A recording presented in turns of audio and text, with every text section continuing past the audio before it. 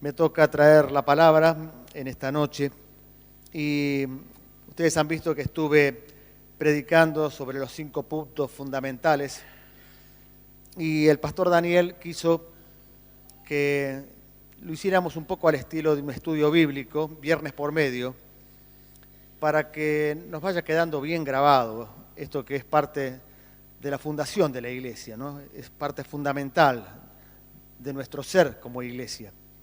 Por lo tanto, aunque vamos otra vez a volver sobre lo mismo, no se asuste, voy a tratar de no ser repetitivo.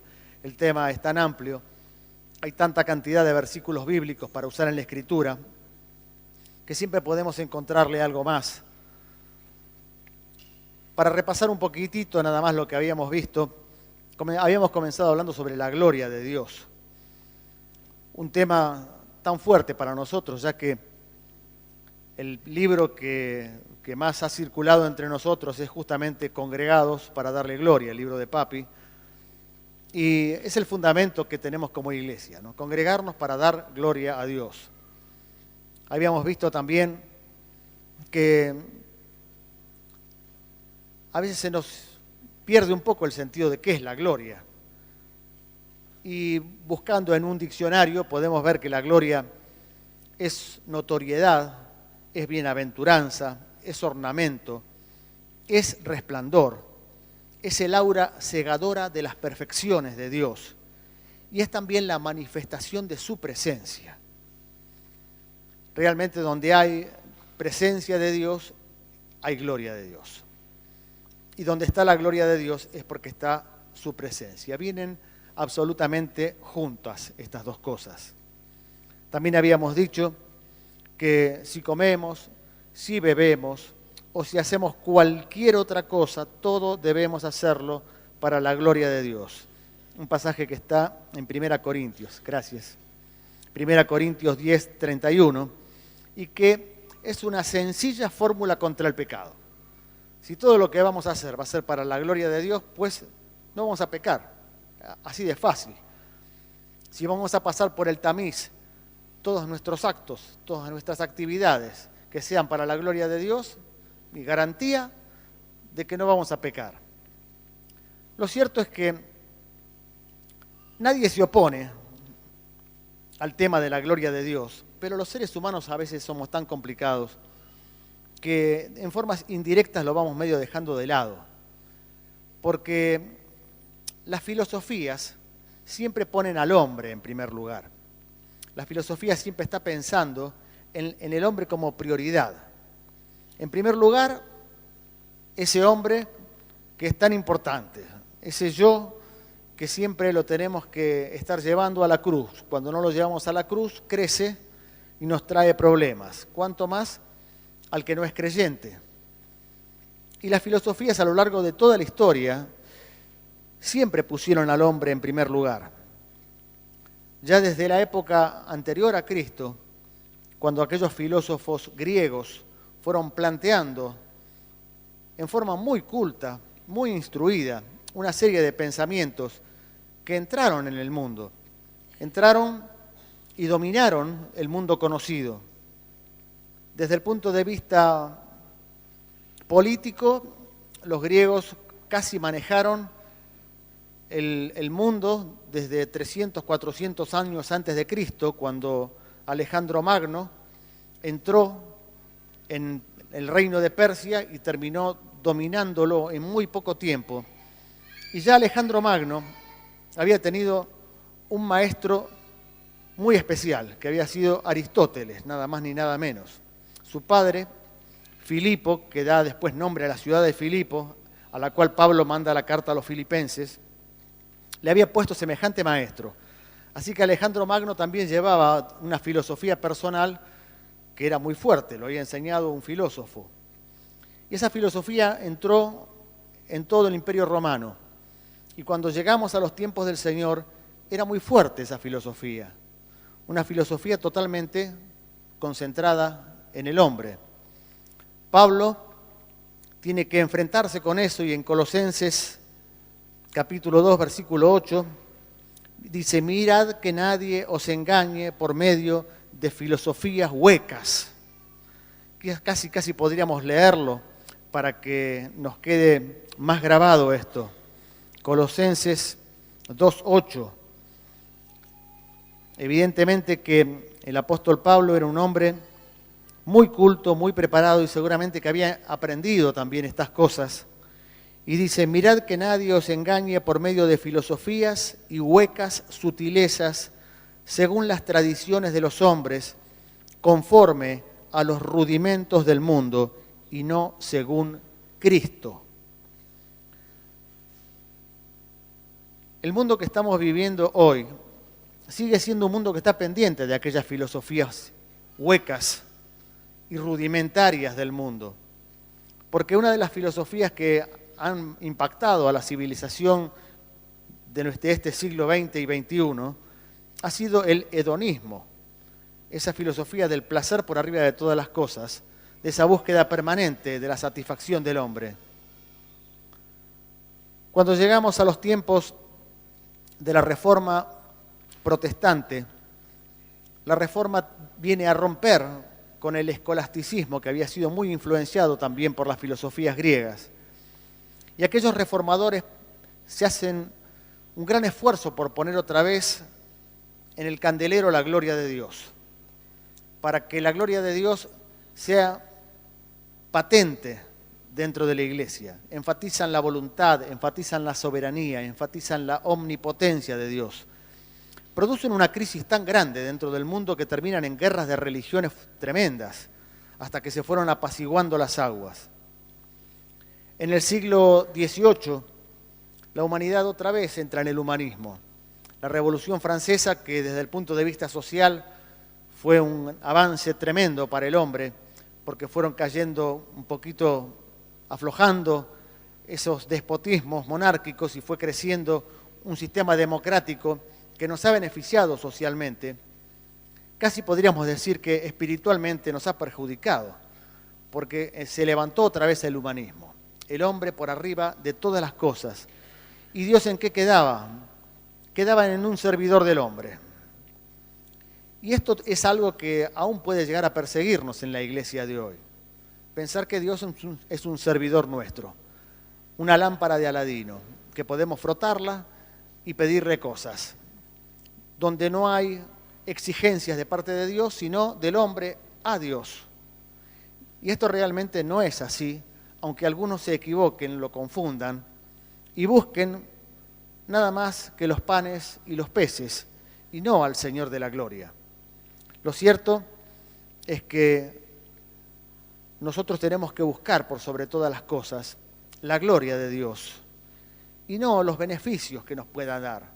Los beneficios vendrán por añadidura, pero busca primero el reino de Dios y su justicia y todas las demás cosas nos serán añadidas. Si encontramos al Señor, pues encontramos todo. Si encontramos nada más que una sanidad, bueno, a lo mejor somos bendecidos con una sanidad, pero nos perdimos lo más importante, que es encontrar al Señor. Si nosotros buscamos la gloria de Dios, vamos a hallar la presencia de Dios. Y sabe que creo que Dios nos ha bendecido muchísimo con su presencia. Nos bendice en cada culto. Hace algunos años el pastor Osvaldo trajo una palabra en Bariloche diciendo que éramos el pueblo de la presencia de Dios.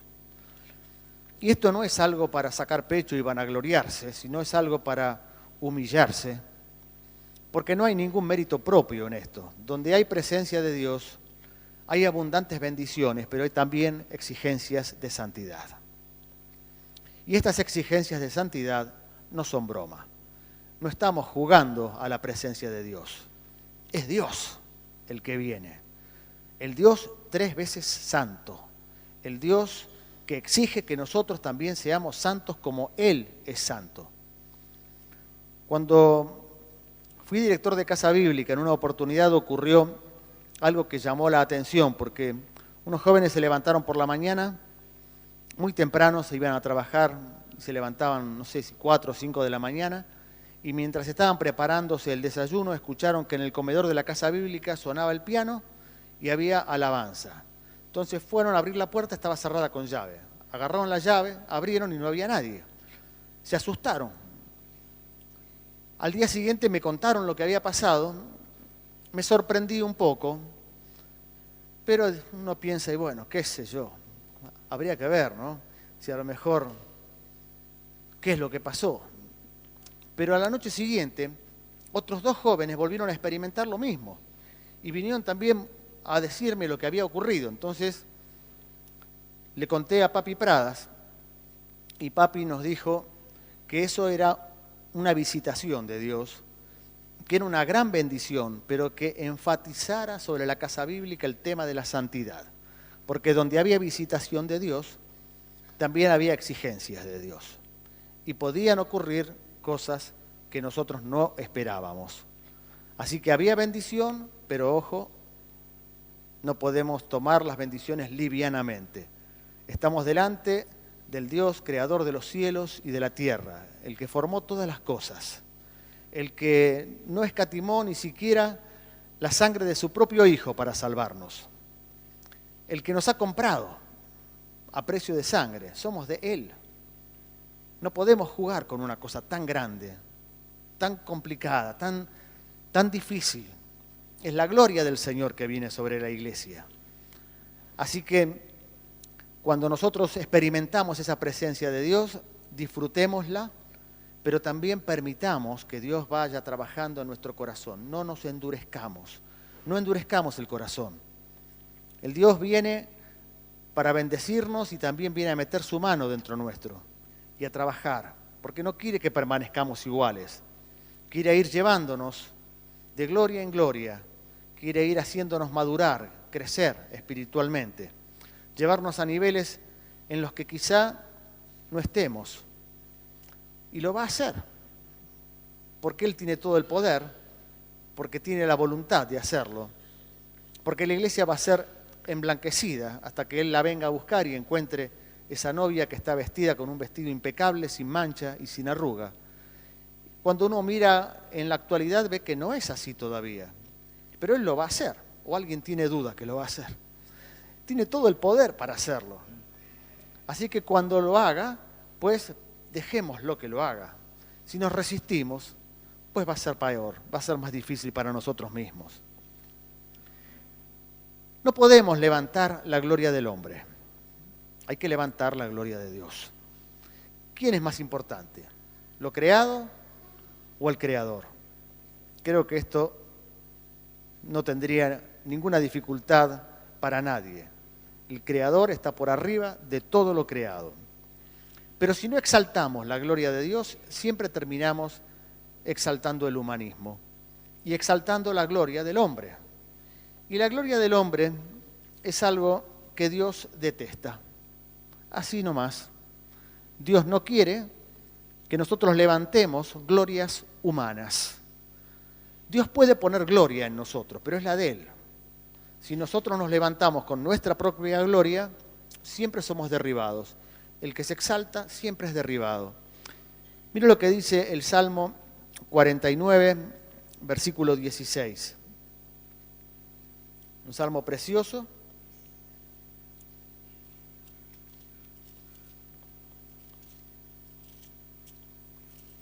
Salmo 49,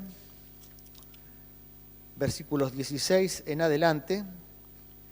Dice, no temas cuando se enriquece alguno, cuando aumenta la gloria de su casa, porque cuando muera no llevará nada, ni descenderá tras él su gloria.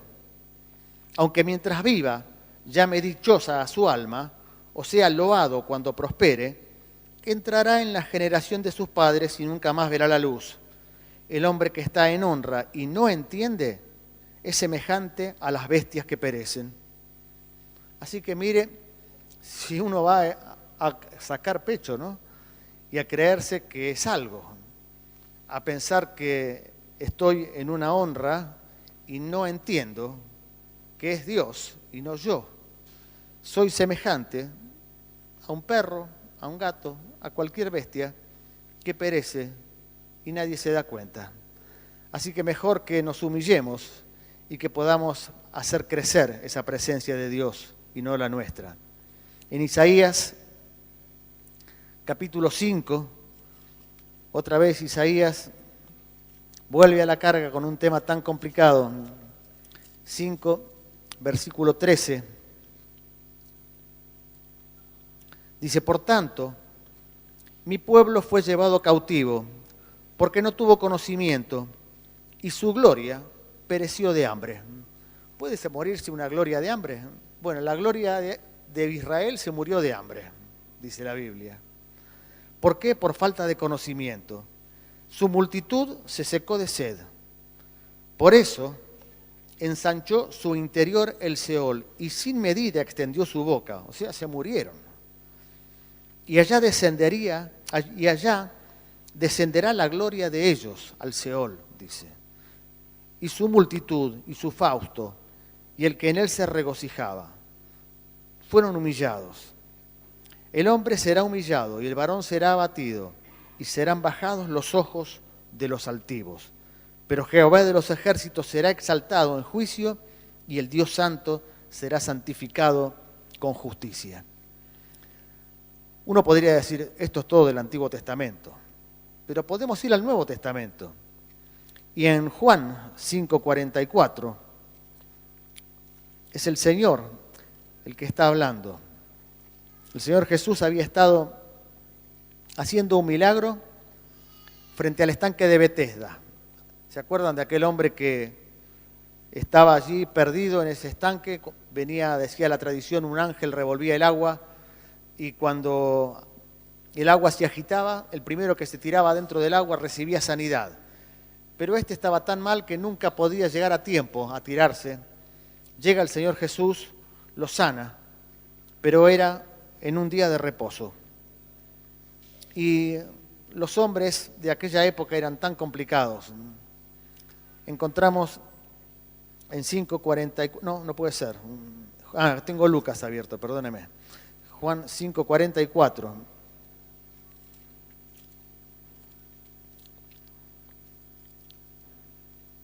Dice, ¿cómo podéis vosotros creer? Les dice a los judíos que estaban protestando. Pues recibís gloria los unos de los otros y no buscáis la gloria que viene del Dios único. Así que cada uno lo alababa y lo ensalzaba al otro y el otro se iba contento, orgulloso de quién era, pero no buscaban la gloria del Dios único. Dice, no penséis que yo voy a acusaros delante del Padre. Hay quien os acusa y el que los acusa les dice que es Moisés, de los cuales ellos se consideraban descendientes y gente muy especial. Así que el mismo Moisés era el que los acusaba. Y en 1 Pedro 1:24, también cambiando de escritor en las Escrituras, 1 Pedro 1:24, dice, porque toda carne es como hierba, y toda la gloria del hombre como flor de la hierba. Y la hierba se seca, y la flor se cae. Así que cualquier gloria humana es totalmente pasajera y descartable. No sirve para nada. Evidentemente lo que nosotros tenemos que levantar es la gloria de Dios. Y Dios viene con su presencia. En 1 de Reyes, capítulo 8, encontramos la historia de cuando Salomón traslada el arca al templo nuevo que habían construido. Hasta ese momento, el templo era solamente un edificio. Pero cuando trajeron el arca y trajeron la presencia de Dios con el arca, ya dejó de ser un edificio para pasar a ser un templo. Y esa presencia de Dios, que vino prefigurada en el arca, fue tan contundente que dice que todo el templo se llenó con la gloria de Dios. Y una nube lo invadió, era la Shekinah. Fue tan fuerte la presencia de Dios que los sacerdotes tuvieron que salir y se quedaron afuera, porque aún ni siquiera los sacerdotes, estando limpios y santificados, podían tolerar esa presencia tremenda del Dios de los cielos. ¿Sabe por qué nosotros hoy podemos entrar en esa presencia del Dios de los cielos? Porque Jesucristo nos ha santificado.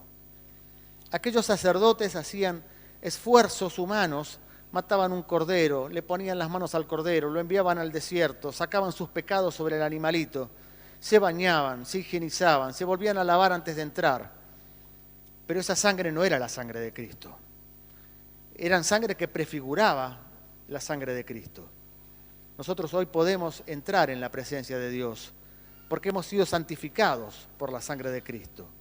Porque fue Cristo el que rompió el velo del templo de arriba a abajo cuando murió en la cruz y abrió el lugar para que entráramos a ese lugar tan especial donde el sacerdote entraba una vez al año y aún a riesgo de su propia vida, porque usted sabe que a veces no estaba santificado y el sacerdote moría en el lugar santísimo.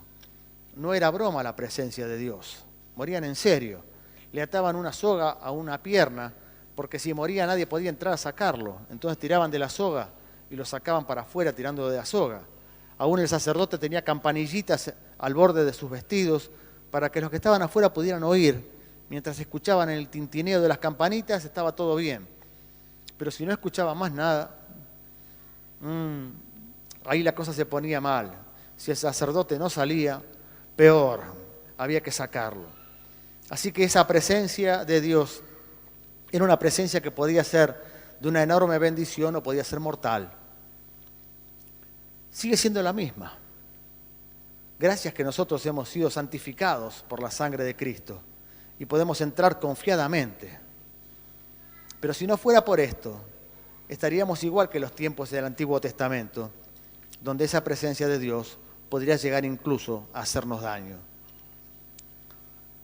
Salomón, cuando trasladó el arca, entró la gloria de Dios. Y la gloria de Dios permaneció en el templo. Los que iban al templo hallaban gloria de Dios. Cuando Cristo vino a la tierra, ese templo que ya había sido destruido y después reedificado por Herodes, era un templo impresionante, hermoso, unas piedras espectaculares, mucho lujo, muy bien hecho, muy bien construido. Era el orgullo de los judíos. Muchos aún venían haciendo turismo para venir a ver semejante construcción. Pero ¿saben qué? Cuando vino Jesucristo, el templo dejó de ser un templo para ser nada más que un edificio vacío. Porque en Cristo estaba la plenitud de la deidad. Y adentro del templo ya no había nada. Por eso que ese templo no tuvo mayor relevancia y en el año 70 fue destruido porque ya no tenía objeto. No había nada adentro. Era un gran edificio, pero la gloria de Dios ya no estaba. Cristo dijo: destruyan este templo y en 3 días lo levantaré, porque era Él el templo, no había otro. En Él estaba esa presencia, esa gloria de Dios. Por eso que también dice: y vimos su gloria, gloria como la del unigénito del Padre. Esa visión de la gloria en Cristo que pudieron ver los que lo habían entendido, porque otros no vieron nada. Otros vieron nada más que un ser humano y hasta vieron un enemigo en Él.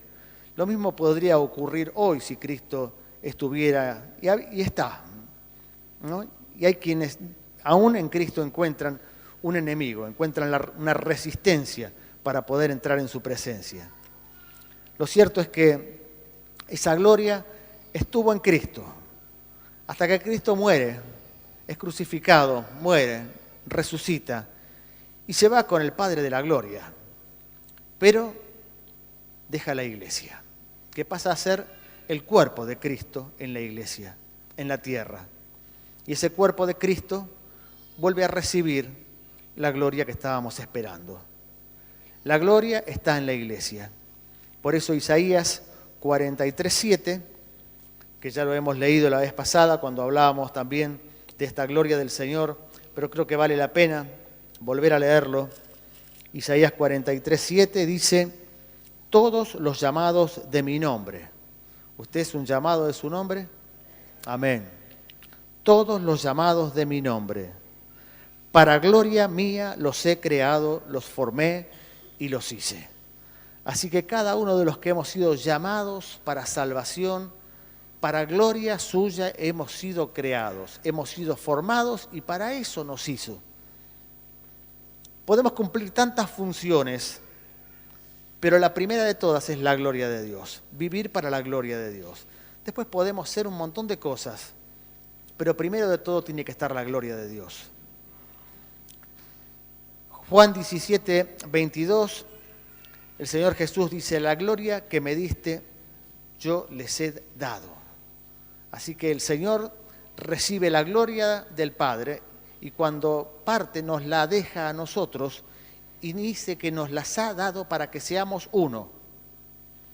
O sea que esa gloria que Dios ha puesto sobre la iglesia tiene el objetivo de hallar la unidad entre nosotros. Si estamos en unidad, pues la gloria está funcionando y está bendiciéndonos y está haciendo que la iglesia con esa unidad pueda ganar a otros que están afuera. Ese es el gran objetivo, ¿no? Tener la gloria de Dios y que esa gloria impacte a los demás y que esa gloria nos una en una sola cosa, en un solo cuerpo, un cuerpo bien constituido, aferrados unos con otros en amor, en el amor que Cristo ha puesto sobre nosotros, no unidos en temor, unidos en amor, que es lo más grandioso que podemos disfrutar sobre esta tierra. Esa gloria que el Señor nos ha dejado para que la disfrutemos. En Efesios capítulo 2, perdónenme si hoy andamos con muchos versículos, pero creo que esto es también un poco un estudio bíblico, ¿no? No solamente una predicación. En Efesios capítulo 2, versículo 19 en adelante, dice, así que ya no sois extranjeros ni advenedizos, sino conciudadanos de los santos y miembros de la familia de Dios, edificados sobre el fundamento de los apóstoles y profetas, siendo la principal piedra del ángulo Jesucristo mismo, en quien todo el edificio, bien coordinado, va creciendo para ser un templo santo en el Señor, en quien vosotros también sois juntamente edificados para morada de Dios en el Espíritu. Así que la iglesia es edificada para templo de Dios, cada uno de nosotros. Esa gloria, si la buscamos desde lo humano, Dios la desbarata, la pisotea y perece. Pero si no la buscamos desde lo humano, si buscamos de su presencia, Dios la derrama sobre nosotros. Siempre tenemos que tener en cuenta que esa gloria no es nuestra, que la gloria es de Él. La gloria sobre nosotros no es gloria humana, es gloria de Dios. Por eso, 1 Corintios 1:31, mire lo que dice, 1 Corintios 1:31, dice, para que como está escrito, el que se gloría, gloríese en el Señor. No nos podemos gloriar de nada de lo que hagamos, pero está escrito, el que se gloría, gloríese en el Señor. ¿Está contento de disfrutar de la gloria de Dios? Hoy hemos tenido un culto precioso. Se sentía que había presencia de Dios. Esa presencia de Dios viene junto con la gloria de Dios. Es algo que no podemos perderlo. Es algo que tenemos que disfrutarlo, que podemos ser muy bendecidos con esto.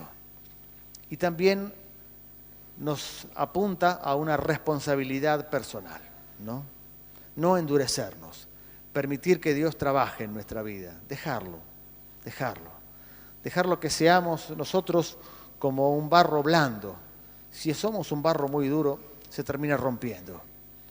Y es mejor que seamos blandos. Si es necesario ablandar el barro, pues hay que mojarlo. Y si lo mojamos con lágrimas, mejor. Mejor barro va a salir. Un barro mojado con quebrantamiento de Dios en nosotros, con lágrimas que puedan ablandarlo para que el alfarero pueda hacer de nosotros el vaso de gloria que quiere hacer. Amén. Si vienen los músicos, quizá podamos cantarle al Señor, a ti atribuimos la gloria. No se la atribuimos a nadie más. No hay ser humano sobre la tierra. No hay nadie. Solamente el Señor es el dueño de la gloria. Y la iglesia, como su amada, es la poseedora de esta gloria. Una bendición tremenda y una responsabilidad tremenda. Aleluya.